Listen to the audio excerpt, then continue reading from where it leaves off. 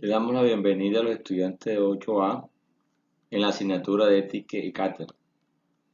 Recordamos que el lema de la institución es Formando líderes para cambiar la sociedad y el valor del año Trabajo en equipo. Seguimos trabajando el logro número 1 del primer periodo. En la gráfica que ustedes observan, compartimos la reflexión de la clase. La caridad es humillante porque se ejerce verticalmente y desde arriba. La solidaridad es horizontal e implica respeto mutuo. Una frase de Eduardo Galeano. Cada uno de nosotros la interpreta y trata de aplicarla en su vida cotidiana a partir de este momento. Hoy trataremos el tema de los derechos humanos de tercera generación y dentro de ellos hablaremos del derecho a la paz. Primero recordemos qué son los derechos humanos. Estos se fundamentan en el principio de la dignidad humana y se desarrollan mediante el reconocimiento propio y de los otros como personas iguales, con voluntad y autonomía, que construyen un mundo de saberes y valores, participan de la vida en comunidad y son merecedores de un trato digno. Al favorecer el desarrollo personal y colectivo, los derechos humanos permiten vivir de manera digna, lo cual supone que las personas pueden exigir al Estado mejores condiciones de vida y al acceso a servicios de salud, al trabajo, el alimento, la educación, la cultura, el vestido, la vivienda o la libertad de circulación, entre otros.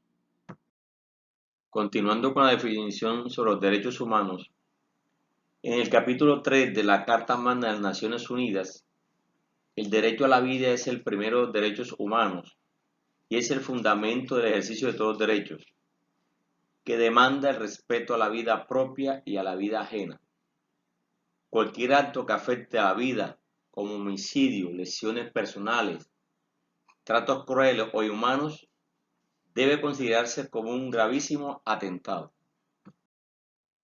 Ahora hablemos de los derechos de tercera generación. Los derechos humanos de tercera generación son los llamados derechos del pueblo o de solidaridad, porque surgen como respuesta a la necesidad de cooperación entre las naciones y los distintos grupos que las integran. Estos son la autodeterminación, la independencia económica y política, identidad nacional y cultural, la paz, la coexistencia pacífica, el entendimiento y la confianza, la cooperación internacional y regional, el desarrollo, la justicia social e internacional. Continuamos identificando los derechos humanos de tercera generación. El uso de los avances de la ciencia y la tecnología, la solución de los problemas alimenticios, demográficos, educativos y ecológicos, el medio ambiente, el patrimonio común de la humanidad, el desarrollo que permita una vida digna. Partamos de uno de los derechos humanos más relevantes como es la paz. Este es algo más que la ausencia de guerra. De la misma forma que en una guerra no puede haber nunca paz. No es una situación donde todo debe estar en armonía, sino por el contrario, se señala una referencia de paz muy ambiciosa que está en el horizonte de la humanidad y que supone una transformación absoluta de cuanto hacemos en el mundo. Según la UNESCO, la paz duradera es premisa y requisito para el ejercicio de todos los derechos y deberes humanos. La renuncia generalizada a la violencia requiere el compromiso de toda la sociedad. No son temas de gobierno, sino de Estado. No de unos mandatarios, sino de la sociedad en su conjunto. La UNESCO en noviembre de 1997 aprobó el siguiente articulado. Artículo 1. La paz como derecho humano. Todo ser humano tiene derecho a la paz que es inherente a su dignidad como persona humana. La guerra y todo conflicto armado, la violencia en todas sus formas, sea cual sea su origen, así como la inseguridad de las personas, son intrínsecamente incompatibles con el derecho humano a la paz.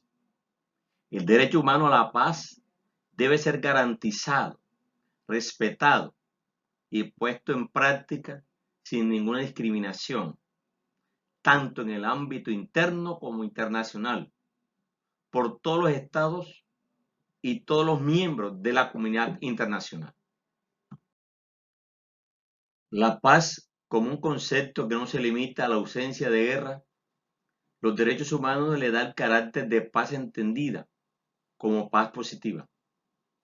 Desde las Naciones Unidas se han promulgado el concepto de paz como paz positiva.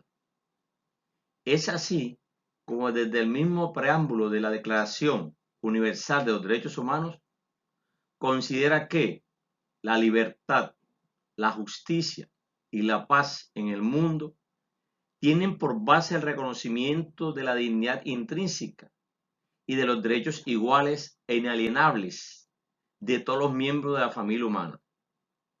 En Colombia, nuestra Constitución reconoce el derecho a la paz y en su artículo 22 afirma de que la paz es un derecho y un deber de obligatorio cumplimiento, y no habla precisamente de la paz como la paz con X de los romanos, que solamente se lograba aniquilando al enemigo.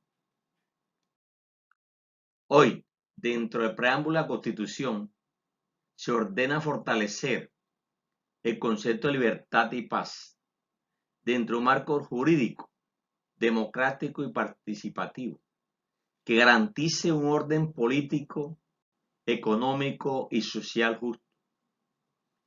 Eso explica que sea fin esencial del Estado garantizar la efectiva desarrollo de los principios y derechos fundamentales consagrados en nuestra Constitución y, entre otros fines, asegurar la convivencia pacífica y la vigencia de un orden. La paz debe comenzar pasando por el Estado, la sociedad y especialmente la familia. Ahora veremos, jóvenes, un personaje que promovió la paz a nivel mundial, Mahatma Gandhi.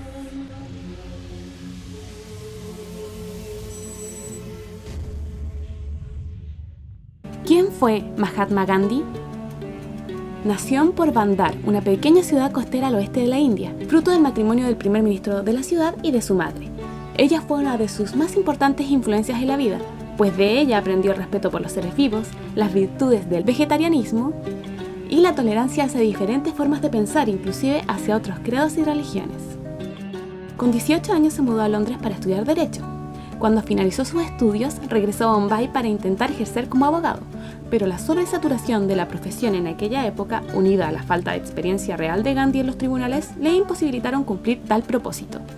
Por suerte, ese mismo año, 1893, se le presentó la oportunidad de trabajar en Sudáfrica, empleo que aceptó motivado por la lucha de resistencia y desobediencia civil no violenta que estaban llevando a cabo sus compatriotas ante la presión y discriminación del país hacia los hindúes. Allí en Sudáfrica, Gandhi comprobó en primera persona el fuerte rechazo y odio hacia los hindúes, lo que le motivó a crear un partido político indio que defendía sus derechos. Tras 22 años de protestas no violentas en Sudáfrica, Gandhi ganó el poder y respeto suficiente como para negociar con el general sudafricano Hans Christian Smuts una solución sobre el conflicto indio. Instauró métodos de lucha social novedosos como la huelga de hambre, y en sus programas rechazaba la lucha armada y realizaba una predicación de la no violencia como medio para resistir el dominio británico. Defendía y promovía ampliamente la total fidelidad de los dictados de la conciencia, llegando incluso a la desobediencia civil si fuese necesario, Además, bregó por el retorno de las viejas tradiciones hinduistas. En el año 1915, Gandhi regresó a la India, donde continuó promulgando sus valores religiosos, filosóficos y especialmente los políticos. De estos últimos años destacaron dos grandes protestas sociales, junto con todos los años de lucha no violenta, condujeron finalmente a la independencia oficial de la India el 15 de agosto de 1947.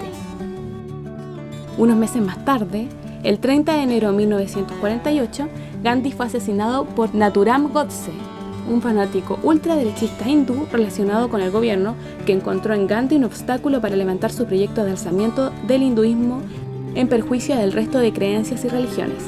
De esta manera, por defender su ideología en una sociedad igualitaria, Gandhi moriría asesinado a la edad de 78 años. Si el video te ha gustado, por favor dale like, compártelo con tus amigos y revisa otros videos y otro contenido del canal Geo y más. Nos estamos viendo, adiós.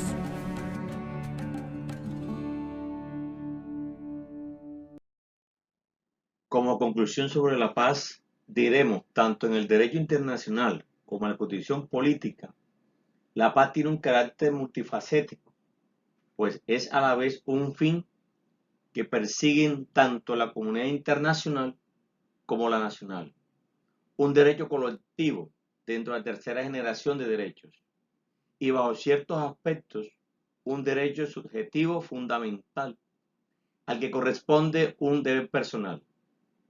A esta realidad se ha referido la Corte Constitucional Colombiana de la siguiente manera, abro comillas: una característica peculiar del derecho a la paz es el de la multiplicidad que asume su forma de ejercicio. En la gráfica que observas, encuentra la rúbrica de evaluación, o sea, los aspectos que se van a tener en cuenta para evaluar las temáticas vistas anteriormente. Aspectos como presentación de trabajo, interacción del estudiante con el docente, desarrollo del indicador del saber, desarrollo del indicador del hacer, desarrollo del indicador del ser. Y encontramos los desempeños: desempeño bajo, desempeño básico, desempeño alto y superior. Y al final encontramos la columna de la calificación final de la actividad.